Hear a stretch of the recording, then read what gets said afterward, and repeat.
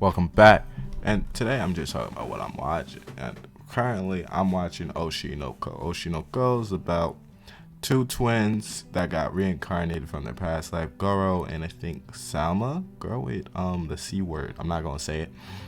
Um that get reincarnated as Ruby Hoshino and Aqua Hoshino, the son of popular idol Ai Hoshino. Now, Ai Hoshino keeps this under wraps, but Ai Hoshino, unfortunately, does die in the first episode. Well, I'll say first couple episodes. I think the first episode runs for like an hour, because it's like a prelude to the season. And oh man, was that emotional. Let me talk about that for a minute. One of the more emotional deaths that I've seen, because their father's out of the picture as far as, because I'm still watching it. By the time this video comes out, I will have been finished both seasons of Oshi No Ko and moving on to Violet Evergarden. But a full review of Oshi No Ko will come much later on. So right now, sad death for Ai Hoshino. Honestly, I did not see her dying in the first episode. Of course, this is one of the first animes that I have seen in terms of in this concept, because I really don't enjoy the I don't enjoy non-action anime as much as I should, so I just gave Oshi No Ko a chance, and very good. I say everyone give it at least a chance, as it just shows the rotten side of the show business, the celebrity business, how everyone decides to persuade an image towards their kids, towards their friends, towards their family, and to lie, to see, to protect their image, never showing the real selves just because this image is better than the real self. Oh, that really hits home for Ai Hoshino, as neither her children nor her manager, not even, well, I don't know about the father, not even her fans knew the real her. And she died without even, to Aqua's knowledge, to not even love her own children until she died. Oh my goodness.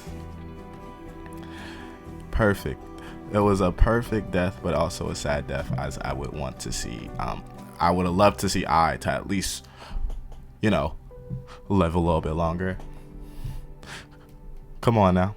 Yeah, but of course, this influences two different actions between the twins. Ruby Hoshino, she becomes to want to be an idol just like her mother Ai, and Aqua wants to find revenge, as he thinks the death of his mother was just a setup, as they was just giving information to a dude who just happened to know the right person to kill Ai Hoshino, right? And Aqua thinks it's her father.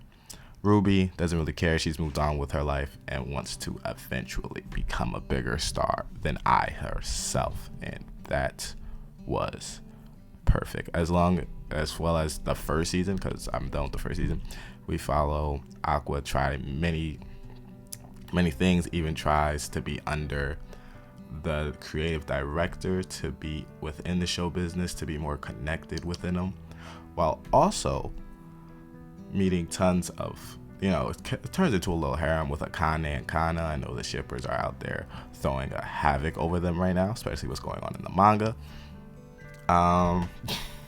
Of course, Yashiri meets Akane, Kana, as he shows off his acting skills, as he thinks he has none, but he shows off his acting skills in terms of the movie production, his reality TV show. And let me tell you, that reality TV show that they do in that anime perfectly represents whatever is going on over there.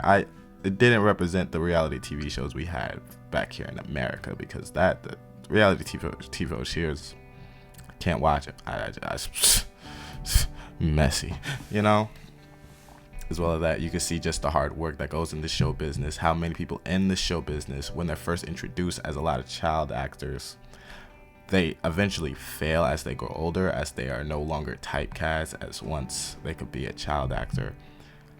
They could be casted as someone's son, even a teenager. You could be casted as someone's son. You could be casted basically as anything, as you have the potential to play anything, and you could fit into the mold of whatever the director puts you in. and you can also sell the screen.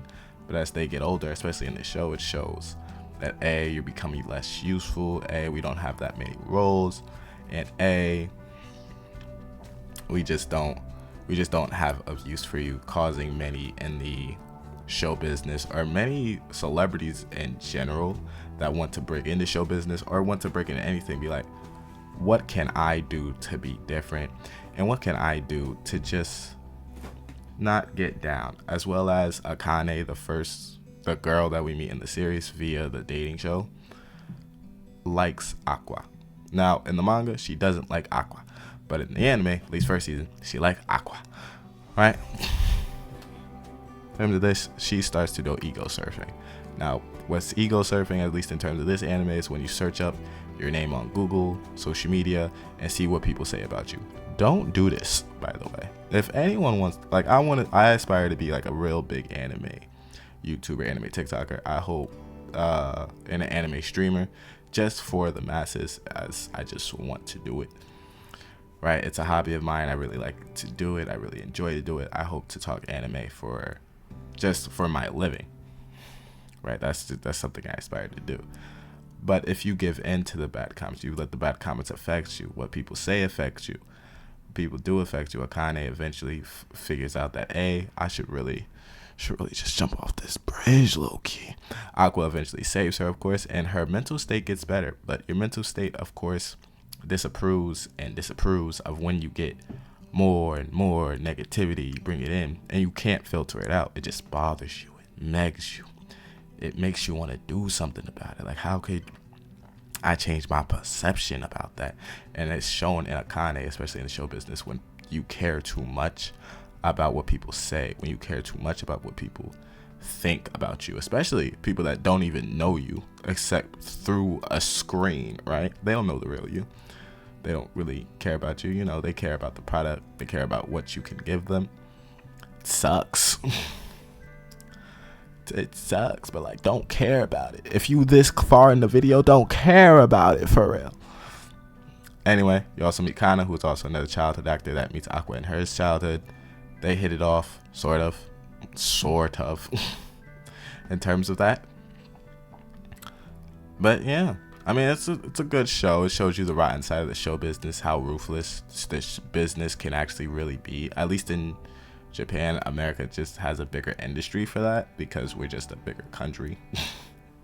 Of course, so you could break into multiple things in America, but you could break into multiple things in Japan and just show that the people you meet in the show they're all just using you for the sanctity of their purpose. Once you no longer fulfill their purpose, or you don't owe them, or they don't owe you, you're out their life forever. Just because this is work, this is business, I gotta continue to move, you gotta continue to move. So like, deuces, right?